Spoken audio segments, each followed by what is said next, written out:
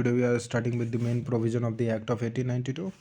In the previous video, we have covered the factor responsible for the passing of the Indian Council Act of 1892, in which we have covered about growing Indian political awarenesses and pressure from Indian National Congresses, limitation of Indian Council Act of 1861, and British strategy of political inclusion, in which we have seen that gradual they were of the thought that a gradual economic political power should be given so the colonial their colonies, and economic grievances and budget discussions were one of the factors. Also we have seen that need for the administrative efficiency was another factor that led for the passing of Indian Council Act of 1892.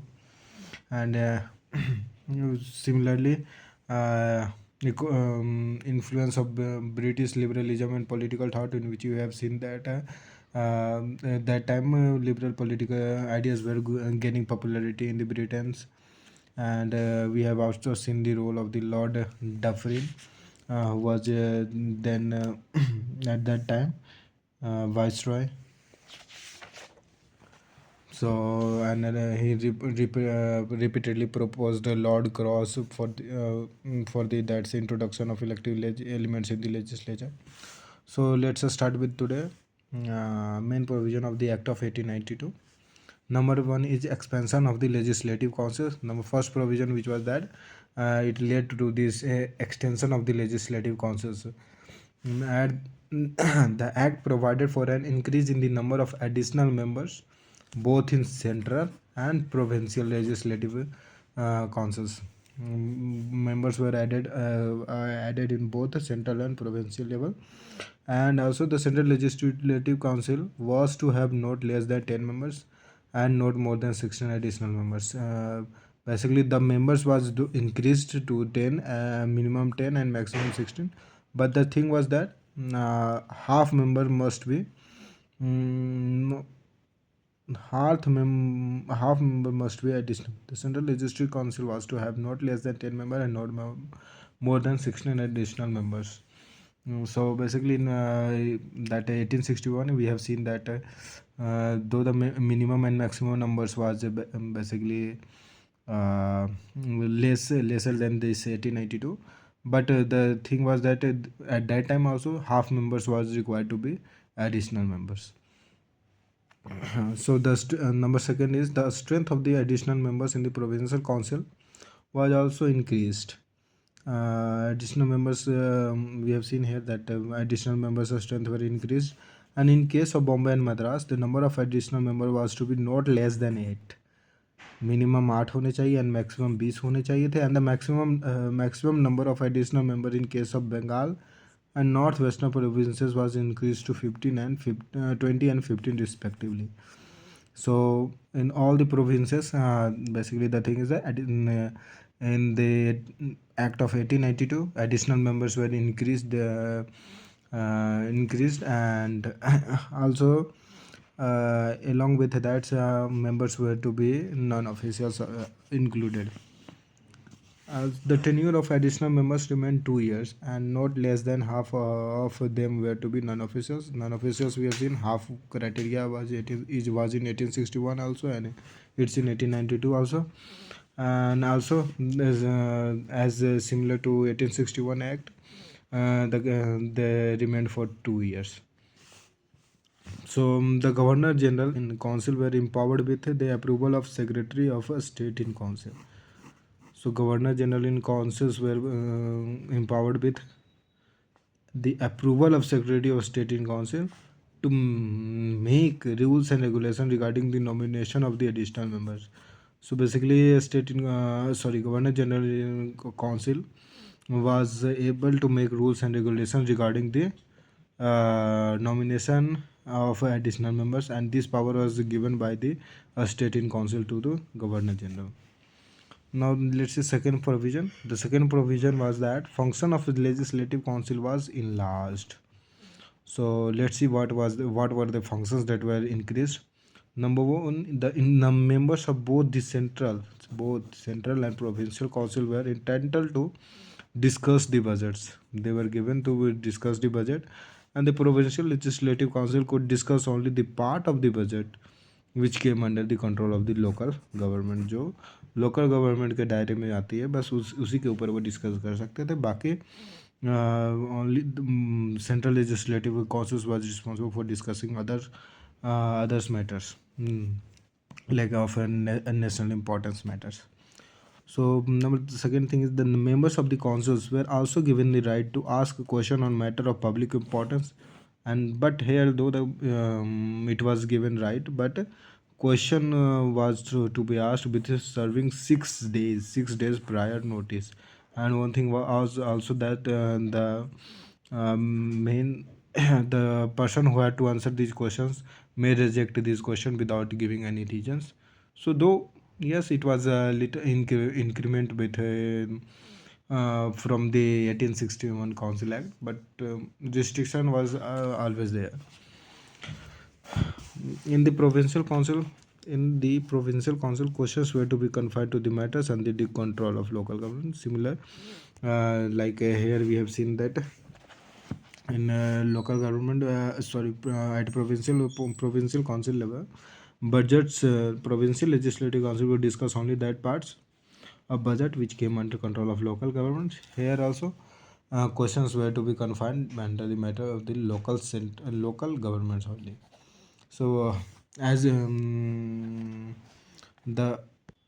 thing is that the for which they were responsible, they were able to ask the questions regarding their management systems.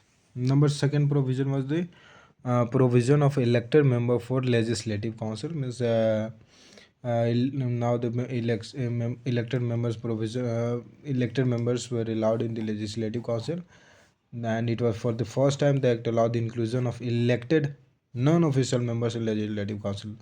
Earlier it was that though the non-official members were allowed in the council, but those were nominated by the governor general. But for the first time, though the word elected was not used, but for the first time, elected non-official members were included in the legislative council. However, these elections were not direct. As I have said you, these elections were not direct. Instead, members were nominated based on the recommendation from certain groups like municipalities, district boards, which will in this point we will see that it provided for the election of 8 members for each local councils. Each local councils have to have the 8 members, which must be elected by the municipalities, district boards, chambers, commerce, universities, etc. Basically, elected by the certain groups, recognizable groups, and four for the central legislative council, and 4 members was to be elected for the legislative council, and by the non-official members of the local councils. So basically, local councils first of all, certain groups elected the members of that local councils, and now local council elects the 4 member of and that of central legislative council. So it's okay now. Now let's see fourth provision. So fourth provision was provision for filling the vacant seats. So earlier this provision was not given. So under this, let's see what was that. The right to fill the vacant seat in central and provincial legislative council was given to governor general and governors respectively. So now it was under the right of governor general and governors to maintain that every seats are occupied, every members are present. And another thing was that if the month if for 2 months member remain absent, then he was considered to be his seat was considered to be vacant. So this type of thing was maintained by the governor general and governors. So let's see fifth provision. Fifth provision was the governor general and viceroy final authorities. Basically, final authority was of the governor, governor general and viceroy. Like we have seen here, nomination also was under the governor and governor general. And let's see what more were under the governor general and viceroy.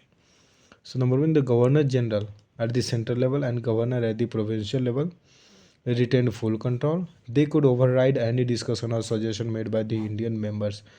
like suggestions made by in the that of budgets, budget suggestions, or any type of questions they have asked, or the council that have taken some decisions. So this all type of decisions, if it's not in interest of the British, then the governor general can override it. So number British Parliament in the London had the final say in major decision, and over Governor General also, final say was of the British Parliament in London. So basically, we can say that it was again the type of advisory type of body only, and have no powers to act. So which will be seen limitation of the Act of 1892. So let's start with this. So number one, inadequate expansion of legislative councils means the though the expansion was given, additional members were added, but the actual representatives of peoples were not added. Again, the peoples were renowned peoples, landowners, elites members or princes. So basically, they were not of the things that they care for. Sometimes they were of not caring for the common peoples. The governor general had the right to choose or basically nominate the non-official members who had who think in their way.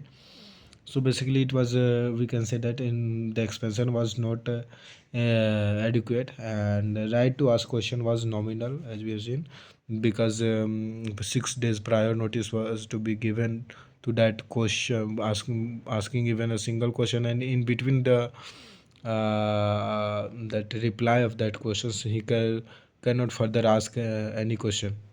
So this was a nominality of this thing. And also, if the question seems to be might complicated, or a question is unanswerable, then the man then he can ultimate supreme authority can deny the answering of that question. Number third is the power of legislative councils were not sufficient. We have seen that powers were given to the legislative council was not sufficient, and method of election was unsatisfactory because the elected members could not claim to be the representative, because it was like as I have said you, certain groups elected certain local legislative council, and then local basically provincial legislative council members elected central legislative council. So there was no direct bondage between the two, basically peoples and the main persons in the central legislative assembly. So this was the unsatisfactory drawback of the elections.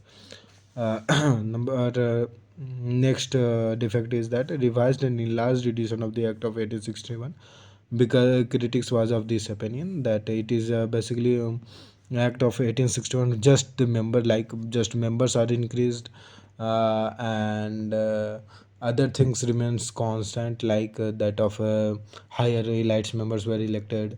Again, number 2 point, elected by the governor general. Number third point, they were of the second tenure. Their tenure was of 2 years, and half of the members were non-officials. So basically, all the other things were collapsing with or matching with the 1861. So critics said that it's just the enlarged version of the 1861. Also, the budget discussion without decision making power, just as like an advisory members, council members just can talk about, but their based on their conclusions, the further step may or may not be taken. It's all dependent on the main authority, Britishers authority. So basically, it was just like without decision making powers, they had no decision making powers, they can just only suggest only, and nothing else can do. So this was another limitations, defects. And last is defects is the failure to address Indian political demands, because at that time we have seen that in 1885, I think, Yes, in 1885, this INC was formed. In 1885, INC was formed. So INC had demanded these type of things, that large number of elected members, greater say in budget and financial decision, and more power to legislative council to make laws. But these things were not basically, you can say that fulfilled. So it leads to the coming of the next act, which is the Indian Council Act of 1909, also known as Morley Minto Reform. So for now, let's stop at the next video. We'll start with the Indian Council Act of 1909 or Morley.